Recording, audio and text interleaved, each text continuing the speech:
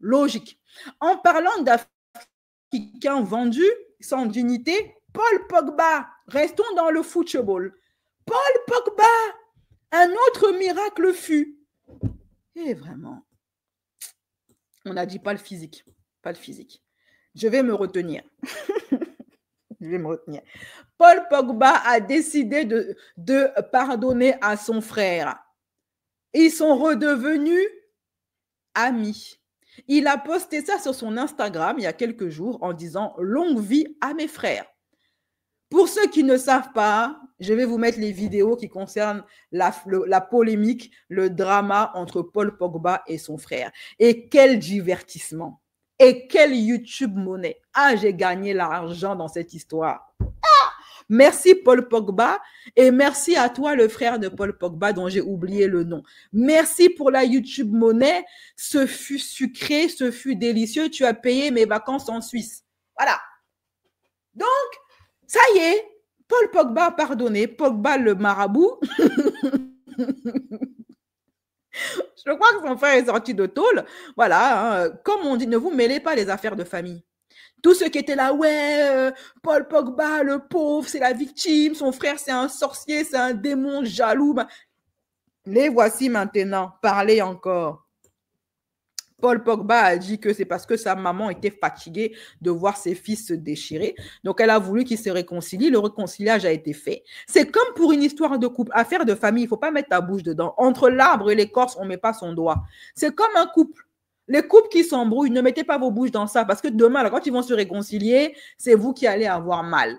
Et j'ai retrouvé la vidéo sur Imhotep. Tu as déjà entendu parler d'Hippocrate, le fameux père de la médecine? Eh bien, il a copié Imhotep, un homme noir africain oublié volontairement de l'histoire. Imhotep, né en Égypte il y a plus de 4000 ans, était philosophe, architecte, médecin, scientifique, le tout bien avant Galien, Socrate ou Léonard de Vinci. C'est lui qui a conçu la pyramide à degrés de Djéser, la toute première grande structure en pierre au monde. Il a écrit des traités médicaux où il parlait de chirurgie, de fractures et même du cerveau, à une époque où l'Europe pensait que c'était l'âme qui contrôlait le corps. Et devine quoi? Le soi-disant père de la médecine Hippocrate est né 2000 ans après Imhotep. Mais à l'école, on ne te parle que du sermon d'Hippocrate, jamais du génie africain qui l'a inspiré. Eh bien, parce qu'il dérange, parce qu'il démonte le mythe du noir primitif, parce qu'il démontre que l'Afrique n'est pas que pauvreté, mais que c'est la source du savoir. On ne commence pas l'histoire de l'Afrique avec la colonisation, on commence avec Imhotep. Partage si tu veux que le monde sache. Alors, pour rester dans la même veine hein, des Noirs sans dignité, Rof.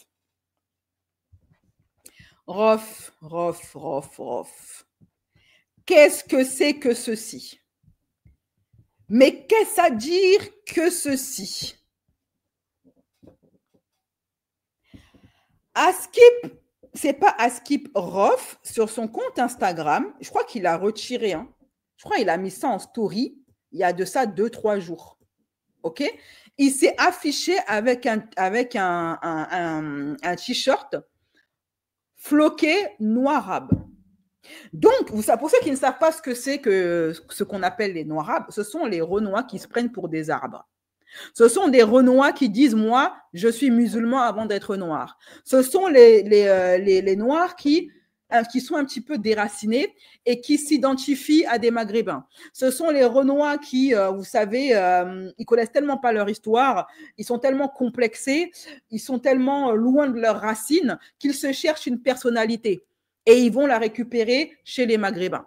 Voilà.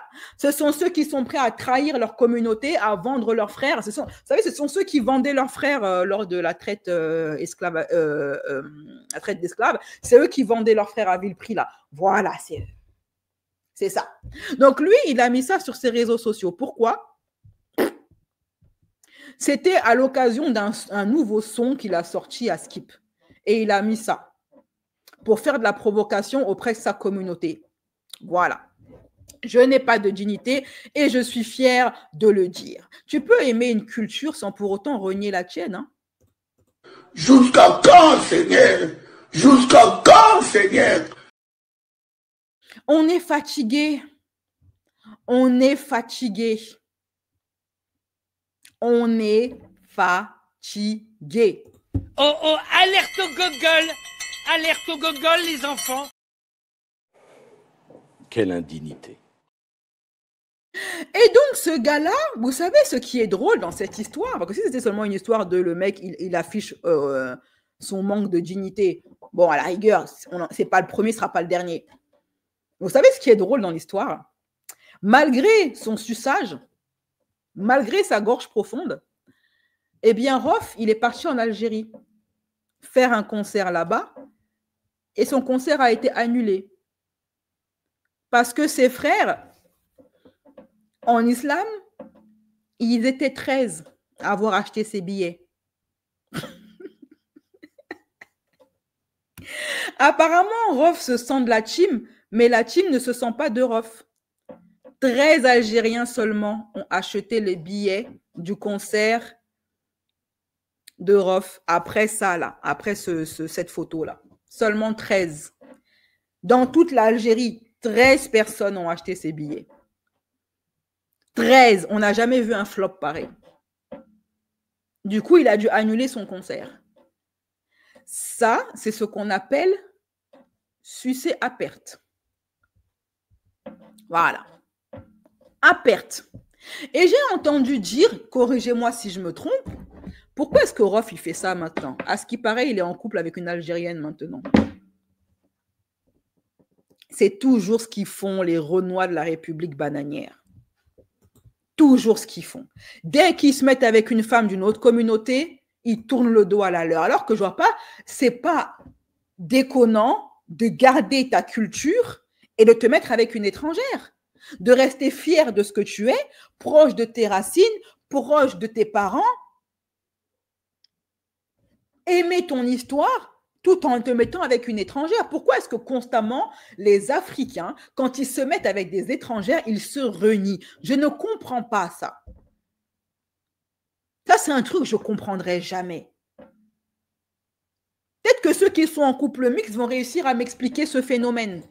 Parce que le Whitey, en général, ou la Maghrébine qui est en couple avec un Renois, elle ne se renie pas. Elle continue à être proche de ses racines. D'ailleurs, c'est elle qui donne le là dans le couple en général. C'est elle qui impose sa culture à monsieur. La preuve qu'elle est toujours fière de d'où elle vient, de son histoire, etc. Et c'est une très bonne chose. Elle a le droit d'être fière d'où elle vient. La Whitey a le droit d'être fière de sa culture de white. La Maghrébine a le droit d'être fière de sa culture maghrébine. Et personne n'a à lui demander de s'oublier parce qu'elle est en couple avec un Africain. Mais pourquoi c'est toujours l'Africain du couple qui s'oublie? Je ne comprends pas. C'est un truc qui m'échappe. OK? Voilà. Sa dignité est en voyage. Je pense qu'elle a quitté la stratosphère. Hein. Alors, elle n'est plus sur Terre. Donc, voilà. On va rester toujours dans le Maghreb. Et là, on va écouter un drama qui est bien mérité. Alors là, c'est cher pour lui. Oh mon Dieu, Salva. On reste toujours au Maroc. Hein. On reste au Maroc. On reste au Maghreb. Oh mon Dieu, Salva. Ce gars-là, c'est un influenceur afro. Jusqu'ici, tout va bien. Il a fait 2-3 sons qui ont fait le buzz et après ça, il a arrêté la musique. C'est son droit le plus souverain. Maintenant, il s'est lancé dans la vie d'influenceur. Jusqu'ici, tout va bien. Sauf que, oh mon Dieu, Salva a décidé de faire partie, d'intégrer la team HMI. Hashimi. C'est un streamer.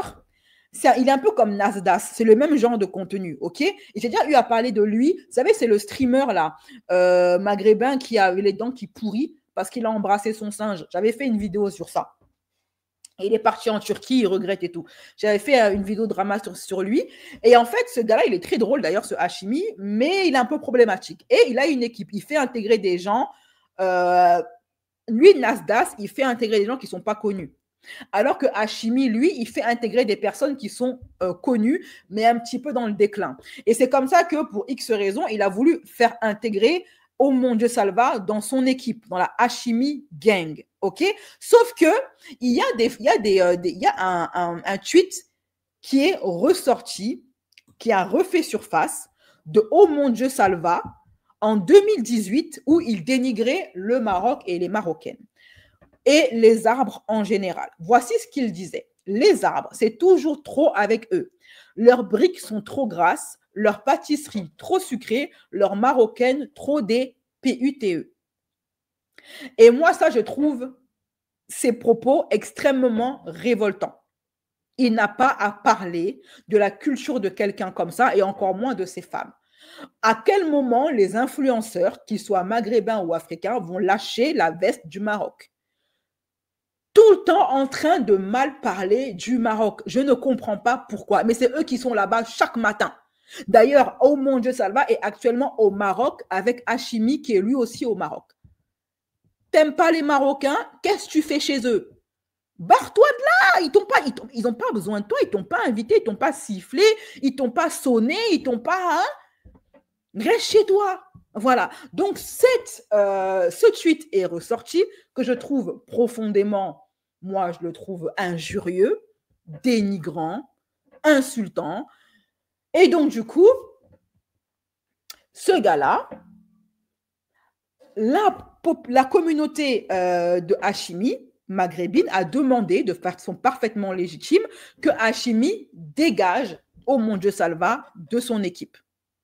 Une sanction doit être appliquée et ça commence par le boycott. On ne veut plus de toi, on a voulu t'accueillir dans la team, tu nous as dénigré, tu pars.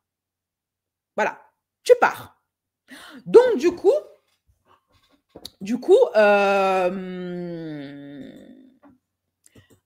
Hachimi a demandé à Oh mon Dieu Salva de faire des excuses. Et Oh mon Dieu Salva s'est exécuté parce qu'il force.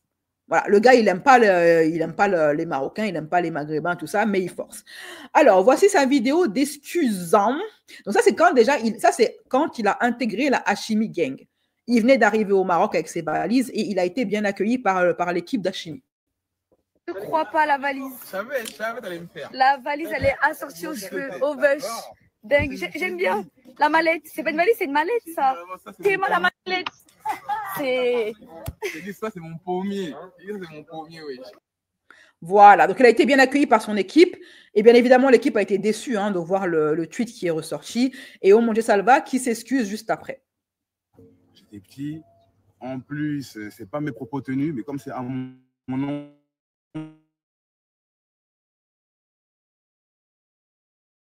Mes excuses au peuple marocain, aux propos que j'ai tenus, mais j'ai des frères marocains et ça serait vraiment insensé de ma part d'insulter mes propres frères. C'est l'Afrique, donc je compte vraiment me faire pardonner.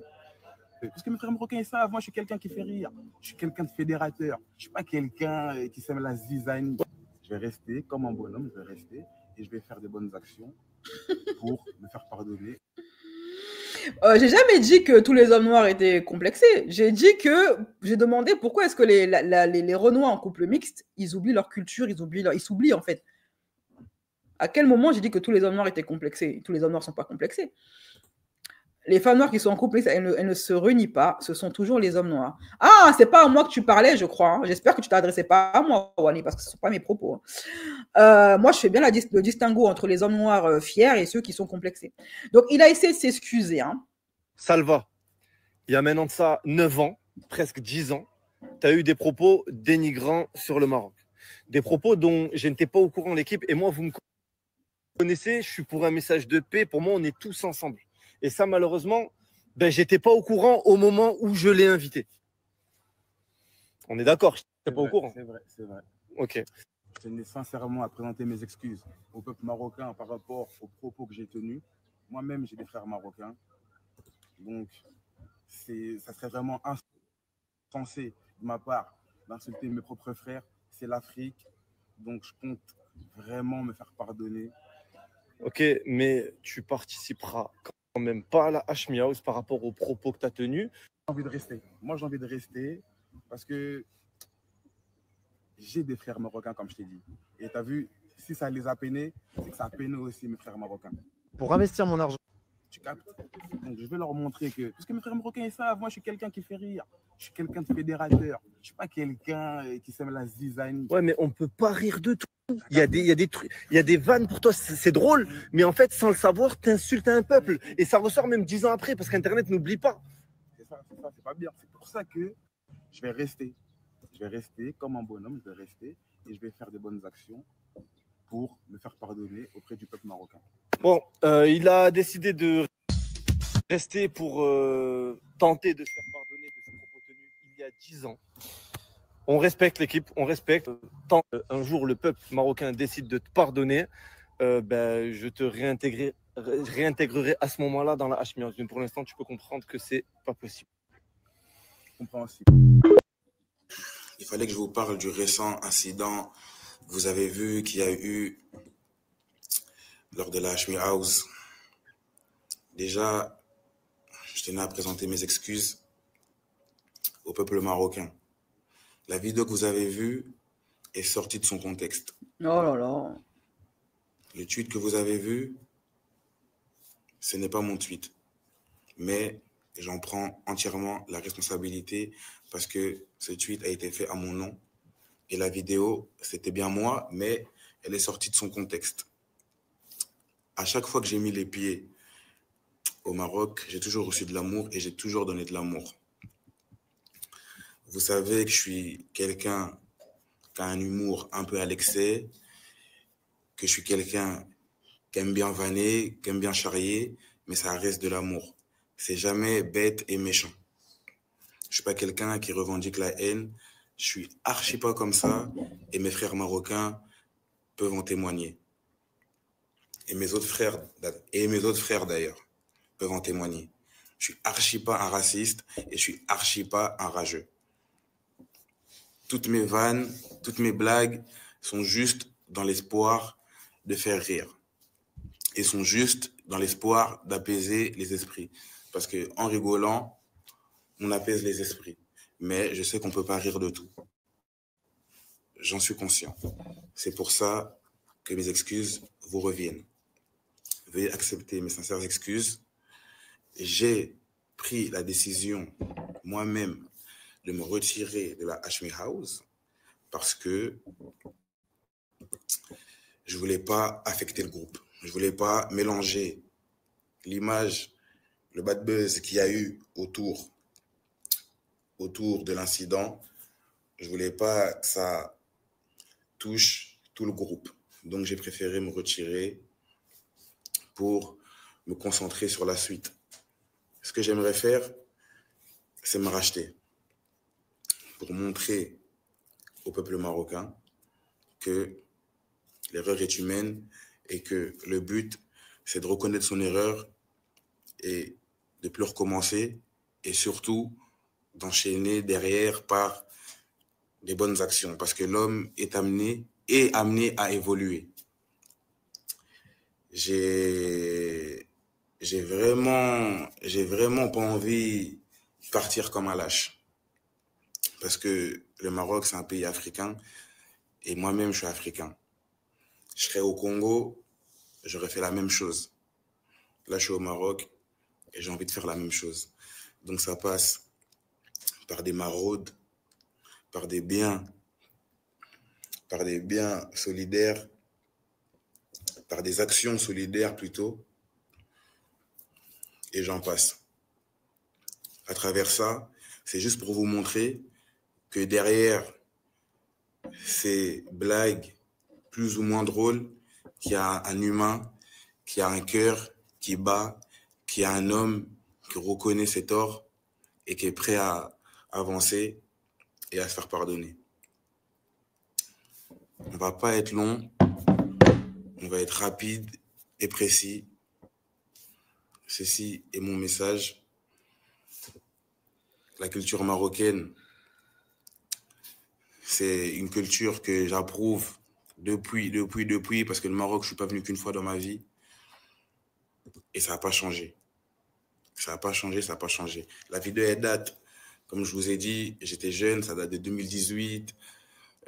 On a l'habitude de vanner comme ça pour tout et rien, en mélangeant tout et n'importe quoi. Mais j'ai compris qu'on ne rigole pas de tout. On ne peut pas rigoler de tout. Mais ça finit pas les excuses là. Oh, avance un peu.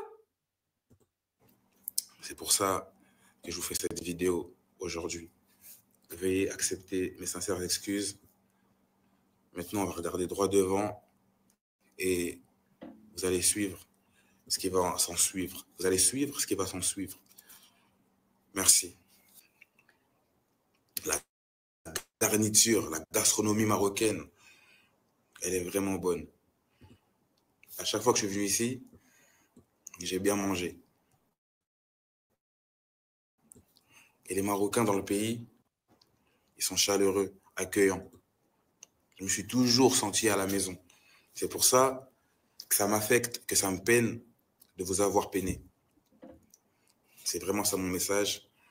J'avais dit que j'allais pas être long, mais j'ai voulu taper le poing sur ça. Parce qu'il y a des femmes qui me suivent, des familles qui me suivent, des frères qui me suivent. Et j'ai voulu vraiment terminer sur cette note.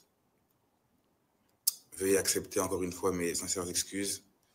Et maintenant, on va regarder droit devant et plus refaire la même erreur. Bah, si tu as toujours été bien accueilli au Maroc, pourquoi t'insultes? Moi, pour moi, ce qu'il a dit, c'est pas de l'humour, hein, c'est des insultes. Okay, traiter les femmes des gens de PUTE, là, il a débordé, là, c'est plus de l'humour, c'est autre chose. Okay, là, c'est du manque de respect. Rien à voir avec de l'humour.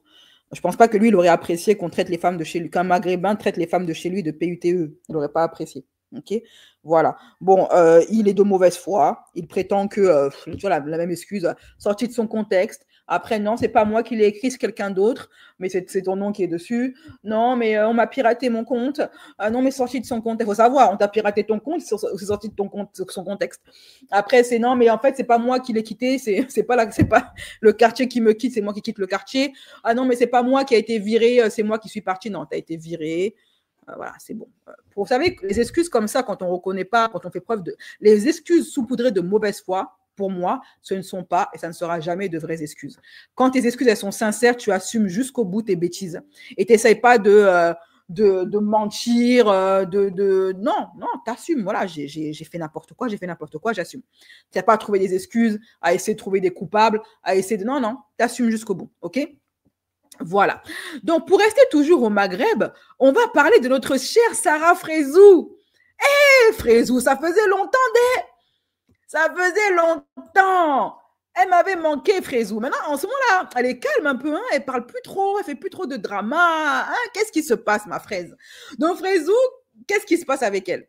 Elle a fait une sortie, il y a quelque temps, qui n'est pas vraiment importante, c'est pas vraiment un drama en soi, c'est plus une confession qu'elle a faite.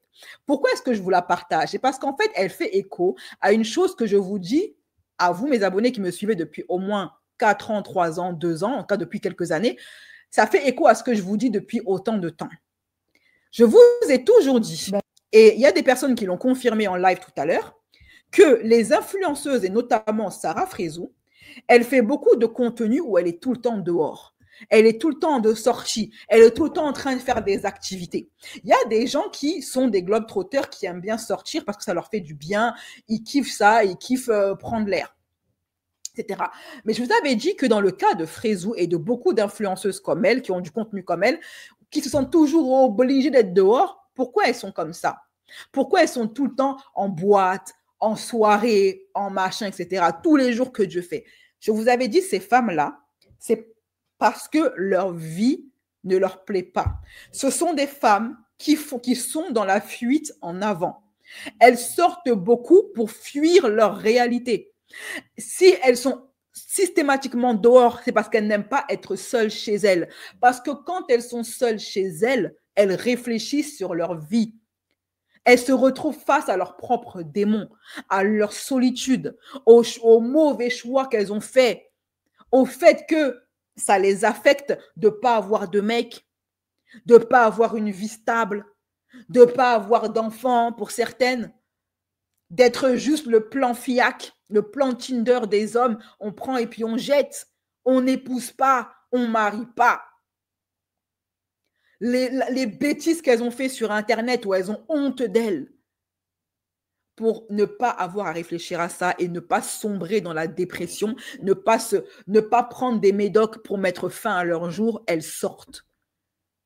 Elles sortent non pas par plaisir, comme c'est le cas de beaucoup de personnes, elles sortent pour se fuir elles-mêmes. Je vous avais fait cette révélation sur Sarah Frézou, je me rappelle comme si c'était hier, dans un live. Je vous dis, Sarah Frézou, elle sort beaucoup parce qu'elle se fuit elle-même. Parce que ces filles-là, quand elles rentrent chez elles, quand c'est fini la musique, la chicha, le bruit, les ha-ha-ha, les hi-hi-hi, les cocktails, et qu'arrive le silence de leurs 4 murs, elles pleurent. Elles pleurent sur leur solitude. Elles pleurent sur leur célibat non assumé. Elles pleurent sur le fait qu'elles n'aient pas d'enfants. Elles pleurent sur le fait de s'être affichées à walper sur Internet, avoir fait honte à elles-mêmes et à leur famille. Elles pleurent sur leur mauvais choix. Elles pleurent sur leur vie de vendeuse de piment. Elles pleurent. Elles pleurent beaucoup, ces filles-là. Elles sont tourmentées. Et j'avais terminé ma phrase en vous disant, n'enviez pas ces femmes. Parce que si elles vous donnaient leur vie, vous n'en voudriez pas. Il y a ce qu'elles veulent bien vous montrer. Parce que je vous ai toujours dit que les femmes, elles adorent se VI. Elles adorent se vendre des illusions. Elles adorent mentir à leurs copines. Faire croire que leur vie, elle est super alors que leur vie, c'est de la D. Que leur mariage, leur couple est merveilleux alors que leur couple, c'est de la D. Et plus une femme s'affiche et affiche son couple, plus elle est malheureuse. Femme heureuse dans son foyer, là, elle n'a pas le temps de s'afficher et puis elle garde ça bien. Elle coffre ça. Personne ne va voir son gars. Voilà. Parce qu'elle connaît la jalousie des femmes, elle connaît la malveillance des femmes. Elle ne veut pas qu'on prenne son pain précieux. Femme qui mange vraiment l'amour, là, tu ne vas pas voir son gars. Tu ne vas pas le voir. Tu ne vas pas voir elle et son gars à Cancun. Non, non, non. Elle ne veut pas qu'on lui vole. Pain qui a été dur à acheter, là. Pain rare. Elle garde ça précieusement. Elle n'affiche pas son bonheur. Elle n'a pas le temps. Elle est trop occupée à être heureuse. C'est celles qui s'affichent beaucoup, là, qui sont malheureuses. Et je vous avais dit, vous êtes là à envier ces filles. Et à croire que moi, BCS, parce que je me moque d'elles, je les envie. Je me moque d'elles peut-être parce que j'ai vu ce que vous ne voyez pas. Parce que j'ai des infos que vous n'avez pas. Moi, je sais ce qui se passe en coulisses. Je sais que ce sont des mythos pour la plupart d'entre elles. Comment vous voulez que je les prenne au sérieux? Moi, je vous ai dit, on m'a envoyé la photo d'une nana que vous connaissez très bien, une influenceuse à l'époque où elle faisait un max de buzz et que tout le monde enviait sa vie. On m'a envoyé une vidéo d'elle avant qu'elle soit connue, où la meuf, elle était attachée à une laisse par une mère maquerelle à 4 pattes, complètement à l'ouest, complètement foncée, et à qui sa mère maquerelle lui disait fais le toutou, aboie, elle aboyait. Assis, elle s'asseyait. Fais la belle, fais le beau, elle faisait la belle. L'une des vidéos les plus humiliantes que j'ai reçue sur une influenceuse. Et je ne l'ai jamais publiée parce que oui, j'aime les affairages, oui, j'aime le gossip, oui, j'aime me moquer d'eux, mais j'ai une âme quand même. C'est une vidéo que je n'avais pas postée à l'époque. Aujourd'hui, je l'ai perdue. Parce que je n'ai jamais vu quelqu'un se faire humilier comme ça. Et cette fille-là, je la voyais tous les jours en train de faire la belle. Moi, ma vie, elle est trop bien. Vous enviez ma vie, les jaloux, machin. Et je rigole. Je ris sous cap. Je me dis, meuf, j'ai vu ta vidéo en train de faire le caniche en string panthère devant une femme maghrébine qui te disait fais la chienne. Et tu étais contente de le faire. Je vous ai dit, si ces filles-là vous donnent leur vie, vous n'en voudriez pas. Soyez heureuses du bonheur, bien que modeste, que vous vous êtes construite. Oui, elles ont des sacs de luxe. D'ailleurs, je rappelle que les Chinois ont balancé la sauce. Vos sacs de luxe Louis Vuitton, ils coûtent 30 balles en réalité. Hein. Vous avez acheté 200 € un sac chinois qui en coûte en réalité 30 €. Bienvenue la douille. Je vous ai toujours dit, si ces filles-là vous donnaient leur vie, vous n'en voudriez pas. La plupart d'entre vous, vous avez une vie beaucoup plus belle que la leur. C'est que vous ne le savez pas. Et quand vous me voyez vous moquer d'elles, vous croyez que c'est parce que je suis jalouse. Mes frères, si vous saviez ce que je sais, à l'époque où je faisais le buzz des infos, j'en recevais en masse. On m'envoyait des vidéos comme ça gratuitement. Je n'avais même pas besoin de faire On m'envoyait ça sur Snap, Instagram. Et c'était du sale. Vous voyez que j'ai envie de ça, mais j'ai envie par rapport à quoi? Moi, je ne suis pas une sainte, mais je ne me suis jamais retrouvée dans ce genre de situation. À 4 pattes en train de faire le caniche. En string panthère, ça ne m'est jamais arrivé de ma vie. Et Dieu merci, j'espère que ça ne m'arrivera jamais. Malgré toutes les bêtises que j'ai pu faire, vous voulez que j'ai envie quoi? L'argent, mais moi, ma vie telle qu'elle est, là, quand je suis à la découverte, ça me va. Je kiffe ma vie, moi. Quand ce que j'ai envie de le faire, je le fais. Ben voilà, je ne suis pas privée, même si je ne suis pas riche. Ma vie, je la vis. Il n'y a rien que j'ai eu envie de faire que je n'ai pas fait. Donc non, non, je suis désolée. Donc maintenant, Sarah, elle va confirmer tout ce que je vous dis depuis 4 ans. Bah, je sors tout le temps. Voilà. Je veux carrément oublier. Genre, oublier l'ennui, oublier le truc où je suis toute seule. Parce que comme je vous l'ai dit déjà à la base de base, moi, je suis dépendante affective. Et je crois que j'ai vraiment cette crainte de me retrouver seule. Et je veux que m'amuser, rigoler. J'aime pas qu'on me fasse des réflexions. J'aime pas tous les trucs comme ça, vous voyez.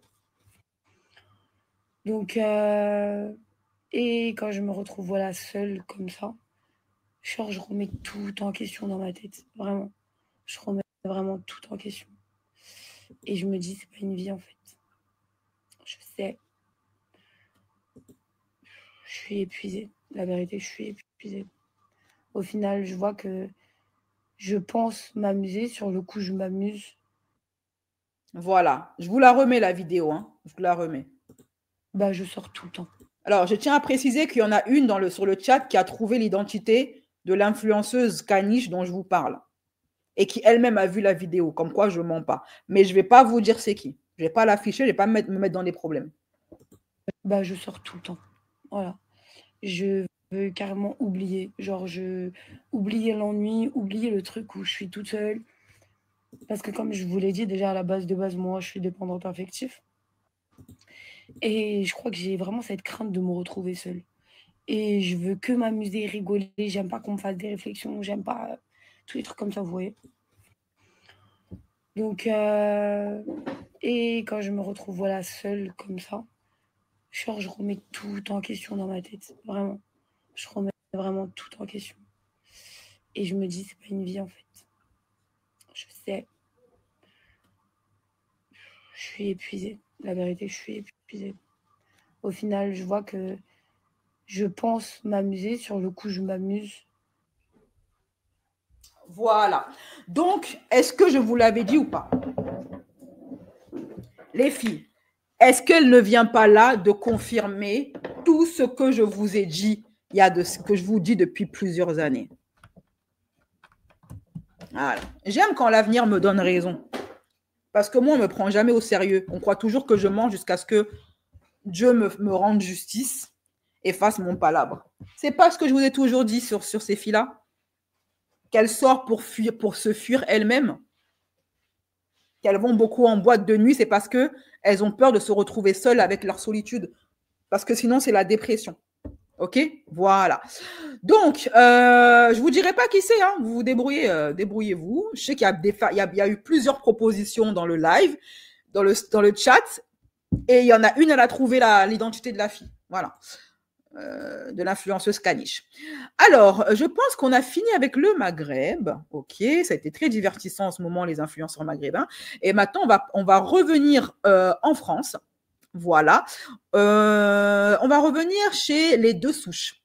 On va parler du update de l'affaire JP et Naruto, du décès de JP. Il y a un update. Et on va revenir également à l'affaire Emma K-Cup. Il y a du lourd. Allez, c'est parti. Jingle.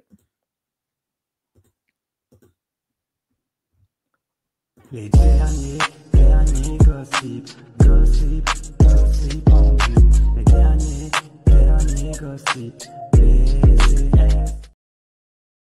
Avant de parler de revenir sur l'affaire JP, on va mettre une dernière vidéo du jour. Alors, est-ce que vous connaissez les bébés reborn?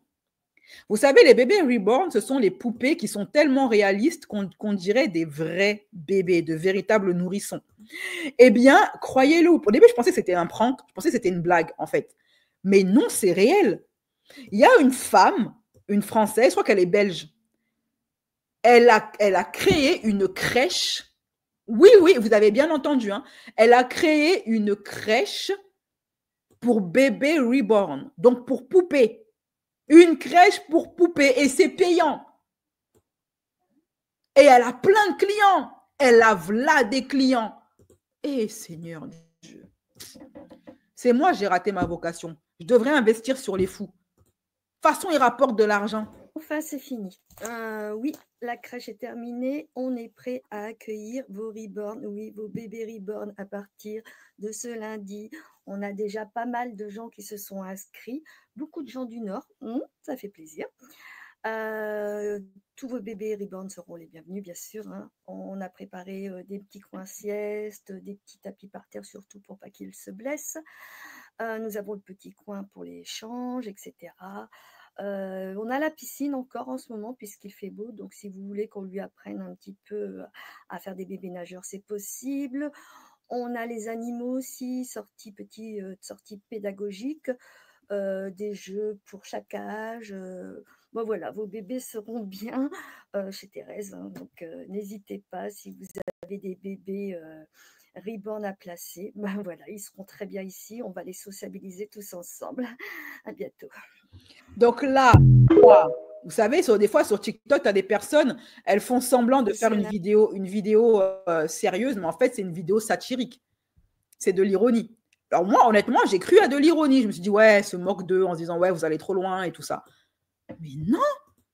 Après, plus tard, je suis tombée sur une autre vidéo d'elle, de son TikTok, et elle a vraiment une crèche.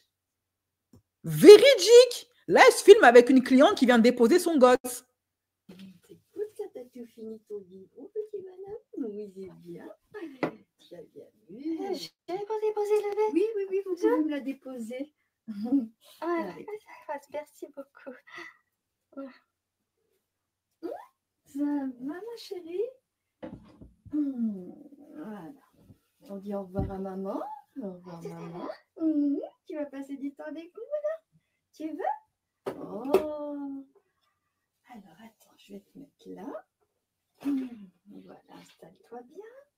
J'ai plein de petits jouets si tu veux. Regarde. Là, ça va être intéressant, ça. Qu'est-ce que c'est pour tes cheveux? J'aurais dû investir dans la folie. Non, honnêtement, il y a de quoi faire dans les maladies mentales. Soit j'investis dans les antidépresseurs, les trucs comme ça. Non, il y a du bif à se faire. Il y a du bif à se faire. Plus ça va, plus c'est... Jusqu'à quand? Jusqu'à quand, Seigneur? Jusqu'à quand, Seigneur? L'air est plus que grave, les peuples de Dieu. L'air a sonné, l'air a sonné. Les Aïs aux Aïrois d'abord.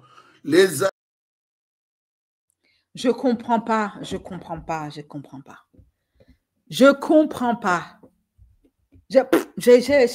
suis perdue. Après, tu me diras, c'est un bon plan. Les bébés, ils pleurent pas. Ils n'ont pas besoin d'être nourris. Voilà, tu as une crèche avec des poupées. C'est super, ça. Et en plus, tu te fais du bif avec des gamins qui ne vont pas te casser la tête avec leurs pleurs. J'ai faim, j'ai soif, j'ai froid. Non, c'est un super plan. Investir dans la folie des gens, mais c'est... Et il y a des gens qui payent pour ça. Des gens qui ont des vrais bébés qui, eux, n'ont pas de place en crèche. Mais l'État, pour ouvrir une crèche, il faut avoir une validation de l'État. Hein. Donc, l'État a validé une crèche pour poupées. Pendant que d'autres galèrent à ouvrir des crèches pour des vrais humains. Ces femmes-là, bien évidemment, souffrent d'un trouble psychologique. Des femmes qui ont soit perdu un bébé, qui n'ont pas réussi à faire le deuil, soit des femmes qui n'arrivent pas à avoir de bébé. Ces femmes doivent se faire aider par un psychologue et non pas par un bébé reborn. Ça ne fait qu'aggraver encore plus leur état mental. Elles ne sont pas bien. Oh là là là là. J'espère qu'elles payent de leur poche. Hein. J'espère que ce n'est pas l'État qui paye. Hein. Non, c'est une crèche privée. Mais crèche privée ou publique, tu dois avoir l'assentiment de l'État. L'État doit dire OK. Quand je dis que le monde m'a perdu depuis. Non, c'est pire que Groland. Je veux dire que même les Simpsons, ils n'ont pas osé. C'est qu'on va loin, on va très loin. Oh là là, non, ça va loin de ouf. Ça va loin de ouf. Bref, c'est trop pour moi. Maintenant, on va passer à l'affaire JP. Alors, pour revenir à l'affaire JP, c'est quoi le update par rapport à cette histoire? Premièrement, update. Il y a eu une autopsie et une enquête qui a été ouverte, une enquête judiciaire qui a été ouverte. L'autopsie, c'est deux médecins qui ont procédé à l'autopsie. D'après ces deux médecins, le décès de JP n'a rien à voir avec les brimades et le manque de sommeil et l'embêtement qu'il a subi.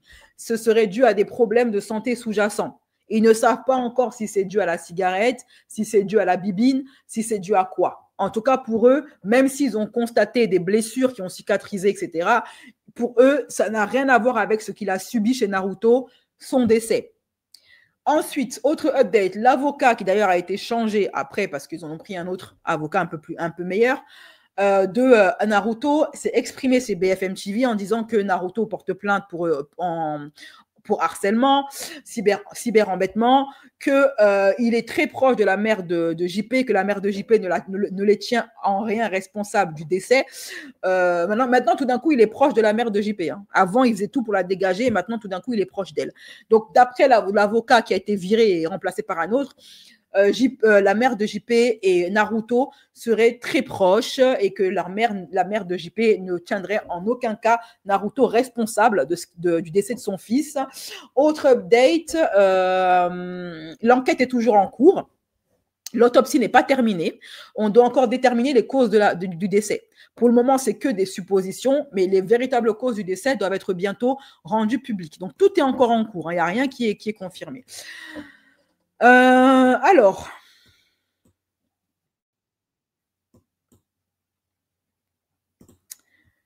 bien sûr, les TikTokers ont réagi. Donc ça, c'est l'intervention de son ancien avocat à Naruto sur BFM TV. Il y a mort d'homme, effectivement, et il y a mort du meilleur ami de mon client, qui est bouleversé.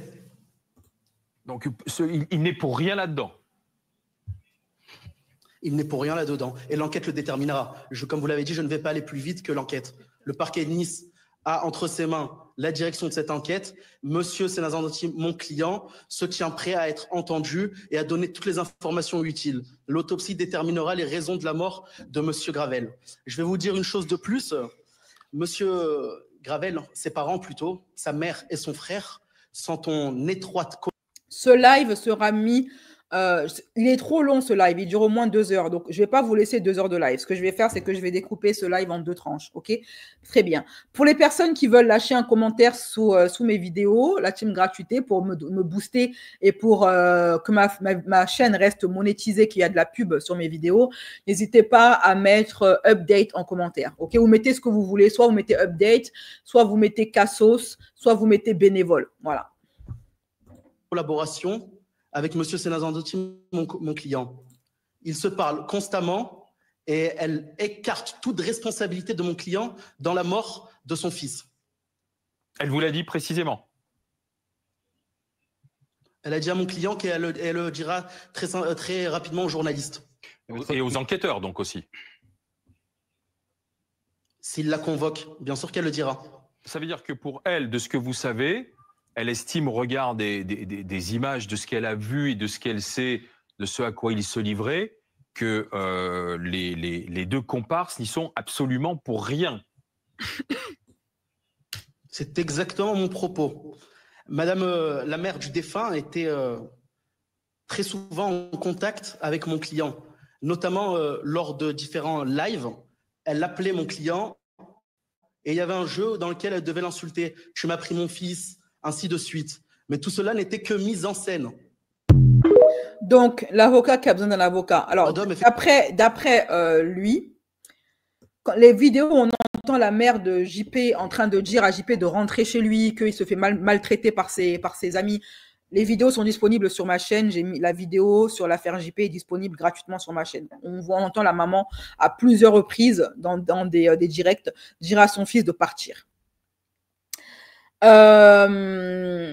D'après l'avocat, ce serait juste une mise en scène. Très bien. Sauf qu'on a retrouvé des interviews de JP où ce JP dit qu'il n'aime pas Naruto et son équipe, qu'il fait tout ça pour l'argent et que si ce n'était l'argent, il y a longtemps qu'il serait parti et qu'il veut même partir de là-bas. Ok. Il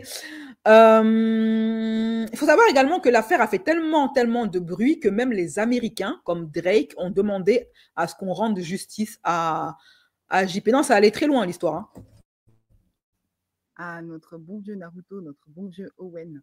Moi qui pensais qu'il avait été élevé par des chimpanzés dans une jungle. Alors, autre update que j'ai découvert, c'est que c'est l'identité du père d'Owens, l'un des embêteurs de JP. Le papa d'Owens, eh bien, il est conseiller municipal, il est dans la politique. Eh bien non, non, non. On apprend que son papa est conseiller municipal. Donc, voici le papa de l'un des mecs de Owens, de l'un des gars de la team de Naruto. Né le 8 septembre 70, fonctionnaire de catégorie C, membre du groupe uni pour DRA depuis 2024, après avoir quitté la majorité municipale où il était adjoint au maire délégué aux affaires sociales. Ceci explique peut-être cela. Ceci explique peut-être l'autopsie qui prétend que le décès de JP n'a rien à voir avec la privation de sommeil, les brimades, etc., sachant que, et effectivement, la sous-nutrition, sachant que le gars était déjà fragile au niveau de sa santé et que Naruto le savait. Son papa, il décide de gérer des communes, d'essayer de gérer des communes là où il ne sait pas gérer ses propres enfants. Donc, monsieur, je ne peux que vous conseiller de rendre votre tablier. Hein, c'est mieux comme ça. Voilà, essaye déjà de gérer à l'échelle de ta famille, c'est-à-dire 4-5 personnes, et après, tu iras gérer des communes. Parce que là, c'est pas gagné quand même. Hein. Non, là, on sent qu'il y a encore du boulot. Puis, il y en a un peu beaucoup du boulot. C'est donc ça que ça devient, les enfants de conseillers municipaux. Ok. Et donc, c'est grâce à ça qu'il n'aura pas de problème? Ou pas? On aimerait savoir comment va se placer la justice vis-à-vis de ça. Comment vous allez faire là? C'est compliqué, hein? Je sais. Quand tu sais que Raphaël, il venait de la basse classe sociale, que sa mère, elle vivait dans un vieux taudis géré par l'État et qu'elle devait payer 3 francs 6 sous pour vivre dans sa merde, on va bien voir qu'est-ce que vous privilégiez là. Les gauchistes, le juge. Le plus fou et le plus dégoûtant dans cette histoire, c'est que Naruto, là, il y a quelques jours, il a osé porter plainte pour cyberharcèlement. Voilà, comme je vous ai dit, il a porté plainte pour cyberembêtement. Mon cabinet a été saisi par M. Owen Senazandochi, créateur du contenu sous le nom de FC Naruto, qui vient tout juste de perdre son ami proche, JP Raphaël Graven. Alors qu'il traverse une période de deuil, M. Senazandochi fait l'objet d'une campagne de cyberembêtement. Plusieurs personnes, loin de respecter la mémoire du défunt et la peine qu'il connaît, ont choisi d'alimenter la colère et d'exercer à son encontre des actes de embêtement en ligne. L'embêteur qui se fait embêter et il chiale. Apparemment, c'est amer de se faire embêter, hein, Naruto. Ces comportements, en plus de leur immoralité, constituent des infractions pénales. En conséquence, une plainte sera déposée dans les prochains jours auprès du pôle de lutte contre la colère en ligne du parquet de Paris afin que les auteurs soient identifiés et poursuivis. Voilà. Quelle ironie. Oui, parce que du coup, ils se sont fragiles. Oh, il est tout triste. Le gars qui a harcelé Jean physiquement en live, qu'il a laissé se faire cyberharceler par les commentaires et par les messages en DM, ça le dérangeait pas, tant que ça apportait de l'oseille. Le harcèlement, ça paye. Ah, ça paye bien. Mais là, dès qu'il se fait insulter gratuitement, bah, forcément, ça ne compte plus. Non, ça marche pas comme ça. Ah, là, il découvre que ça fait mal de se faire insulter, en fait. Non, sérieux. Aujourd'hui, il est présenté en victime. Le mec, apparemment, il serait en pleurs chez ses grands-parents. Il voudrait plus sortir. Il veut répondre à aucune interview. Il a refusé de s'exprimer au micro de RTL. Alors, d'après plusieurs témoignages, l'équipe de Naruto ont rapidement approché la mère de Jean, avec un objectif très clair, c'est de les décourager d'entamer la moindre procédure. Alors c'est un rapport de force complètement déséquilibré parce que d'un côté, t'as des parents qui sont en retraite dans un logement social qui gagnent de la misère et de l'autre, t'as un streamer qui gagne des 100 000 balles par mois, qui a une équipe d'avocats qui met pression sur eux. L'avocat de Naruto affirme que ce dernier serait en contact très proche avec la maman de Jean. Sa mère et son frère sont en étroite collaboration avec M. Senazandochi, mon client. Et que pour elle, Naruto est innocent. Et elle écarte toute responsabilité de mon client dans la mort de son fils. Sauf que les images des lives racontent toute une autre histoire. Hein. On voit la mère qui est choquée par ce qui se passe en live. Et toi, tu dis rien, Raphaël? Que je dis quoi? C'est normal, Raphaël. Si tu acceptes tout ce qu'ils te font, eh ben, tant mieux pour toi, Raphaël. Oh, attends. Tu veux que je te fasse quoi? Dis-lui, fais. On entend cette mère supplier son fils de quitter ce milieu, de s'éloigner de ces humiliations constantes, mais d'après l'avocat, c'est qu'une mise en scène. Alors, je ne retrouve pas la vidéo sur l'autopsie. En tout cas, l'autopsie a donc conclu que Naruto et sa clique n'avaient strictement rien à voir dans le décès de JP. Voilà, je vous laisse me dire en commentaire ce que vous en pensez. Moi, j'ai un petit peu du mal à croire que des médecins puissent dire que la privation de sommeil, les chocs psychologiques, les brimades répétées depuis 4 ans, pendant 4 ans, que le manque de sommeil pendant 12 jours, que la sous-alimentation, parce qu'il ne pouvait même pas manger comme il voulait parce qu'il se faisait embêter pendant qu'il mangeait, et que tout ceci n'a pas d'impact sur le corps fatigué et fragile d'un homme qui est déjà en mauvaise santé. Même s'ils ne sont pas directement responsables de la mauvaise santé de JP parce que le gars, il fumait beaucoup, etc., le fait de l'avoir privé de sommeil, de s'être acharné sur lui pendant 12 jours, l'empêcher de sortir, l'empêcher de se nourrir, n'ait pas eu un impact, ou en tout cas n'ait pas accéléré son décès. J'ai un petit peu du mal à le croire. L'autopsie, beaucoup de gens ont des doutes. Beaucoup de Français se disent c'est bizarre cette histoire. Mais quand même moi, je me suis posé la question, mais c'est bizarre ça, que des médecins disent que des brimades, la privation de sommeil n'ont pas d'impact sur une personne qui a des problèmes cardiaques. Parce que ça, ils l'ont reconnu qu'il avait des problèmes cardiaques. Que son cœur était fragile, ça a été reconnu. Et en plus, Naruto le savait. Mais quand maintenant, je sais que le papa de Naruto est conseiller municipal, maintenant qu'on sait que son papa est un politicien, tout s'éclaire.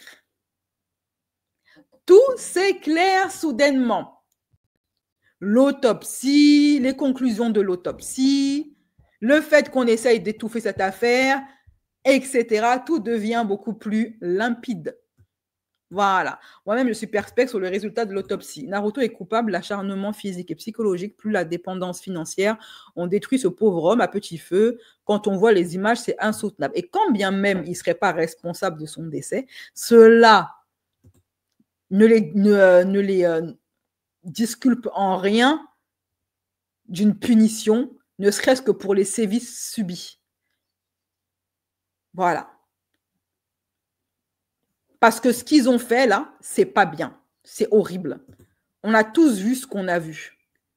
Ils ont bien abusé de sa faiblesse, de sa fragilité. Ils se sont acharnés sur lui à plusieurs. Et ça devant un public mineur, pour donner le mauvais exemple. À l'heure où, soi-disant, le gouvernement lutte contre l'embêtement scolaire, laisser des streamers de plus de 30 ans rendre ça fun et s'acharner sur un seul homme faible et malade pendant 12 jours, voire même des années, parce que ça n'a pas duré que maintenant, apparemment ça fait des années qu'ils font ça, ce genre de contenu-là. Pour de l'argent, ça doit être puni, je suis désolée. Ça doit être puni. Bref. Alors, ça c'était pour l'affaire de JP, le update. Et maintenant, on va passer à l'update sur l'affaire Emma et Clara. Emma K-Cup et Clara. Juste après le jingle. Les derniers gossip en vue. Les derniers gossip. Du nouveau sur l'affaire Emma K-Cup. The White Woman Cheers a encore frappé. Je ne vais pas vous rappeler les faits. Les 2 vidéos sont disponibles. Je les mettrai en fin de vidéo et dans la vidéo. OK, pour puissiez regarder le drama Emma K-Cup et son ex Clara. Donc, elle avait dit que Clara, elle avait une chisa. Elle avait une maîtresse rencontrée en prison. Cette femme-là est une djihadiste convertie. Très bien. Mais ce que vous ne saviez pas, c'est que Emma, qui avait juré à Clara et surtout à sa rivale une destruction imminente, elle avait promis à Clara qu'elle allait la détruire, elle et sa maîtresse, avec qui elle l'a trompée. Elle a fini par tenir parole parce qu'elle a tellement pleuré, s'est tellement victimisée, la Emma, que Darmanin, Darmanin a décidé de prendre l'histoire en main et d'enfermer au mitard cette fameuse Lise. C'est-à-dire qu'elle sera mise à l'isolement. Parce que jusqu'à présent, Lise, elle est en prison, mais elle peut quand même se balader, prendre l'air. Et maintenant, Emma va la faire mettre à l'isolement. Elle ne pourra même plus se promener ni voir la lumière du jour. Influenceuse Emma Paris qui dit que sa compagne qui vient de sortir de prison est toujours en relation avec sa codétenue qui est fichée S. Comment c'est possible? Pourquoi cette personne qui est fichée S n'est pas dans une cellule à l'isolement? J'ai demandé une enquête administrative pour savoir si ces faits sont vrais. Pour l'instant, je ne peux pas vous les confirmer. Donc attention aux rumeurs, mais j'ai demandé, suite à ce qui semble être une information, je mets des guillemets sur les réseaux sociaux, une enquête et on la rendra évidemment publique. La rupture entre Emma Paris et Clara prend une tournure inattendue et une ampleur considérable. Gérald Darmanin a été interpellé sur la relation supposée entre Clara et la fichée S, ainsi que sur l'existence d'un téléphone que cette dernière aurait utilisé pour échanger avec Clara depuis sa cellule. La question posée est simple, comment une détenue fichée S peut-elle disposer d'un téléphone en prison et surtout être placée au contact d'autres prisonnières au profil classique? Plutôt que dans un isolement strict, le ministre a répondu qu'il avait ordonné une enquête administrative afin de vérifier la véracité des faits et de s'assurer qu'il ne s'agissait pas de simples rumeurs relayées par Internet. Ce qui n'était à l'origine qu'une histoire de rupture amoureuse et de tromperie dépasse désormais la sphère privée pour s'inviter dans les couloirs même du ministère. Alors, apparemment, Darmanin, il a que ça à faire. Voilà. Notre ministre n'a que ça à faire, d'aller s'occuper des histoires de fiac de Emma Kekup. Il n'y a plus de contrevenants, il n'y a plus de criminels en France. Il y a plus... Vous avez retrouvé Xavier Dupont de Ligonnès? Je ne comprends pas. Comment les histoires de fiac d'Emma Kekup peuvent intéresser le gouvernement? Pour une fille qui est de toute façon déjà en prison. Elle ira nulle part. The white woman tears, les gars, on vous a prévenu. C'est extrêmement dangereux. C'est une arme de destruction massive. Donc, grosse force à ceux qui s'y piquent. Grosse force à ceux qui s'y piquent. Ça va jusque-là. Si elles veulent, ça va jusque-là. Darmanin qui se mêle des histoires de fiac, Orange is the New Black de Emma Kekup, parce qu'elle est venue chialer sur Internet. Ouais, ça devient la priorité du ministre. Mais vraiment, Seigneur. Bref, mes chéris, faites attention à vous. C'est tout pour moi pour le moment. Je pense que tout a été dit. Et on va terminer par cette histoire qui est un drame. Et je vais absolument vous la partager. Il y a une femme américaine qui a adopté une petite fille métisse. Il y a une femme américaine qui a envoyé à l'adoption, qui a jeté à l'adoption sa fille métisse de 1 an, une fois qu'elle s'est mise en couple avec un homme blanc et avec qui elle a fini par avoir un bébé naturellement. Elle s'est mise en couple avec un homme blanc, ils ont eu un bébé ensemble, madame a pris sa fille métisse, elle l'a jetée à l'adoption. Elle s'est débarrassée de sa fille métisse à l'adoption parce que le mari ne voulait pas s'occuper d'un bébé noir. Ça, c'est la vidéo de l'anniversaire des 1 an de la gamine métisse avec sa maman qui est ici.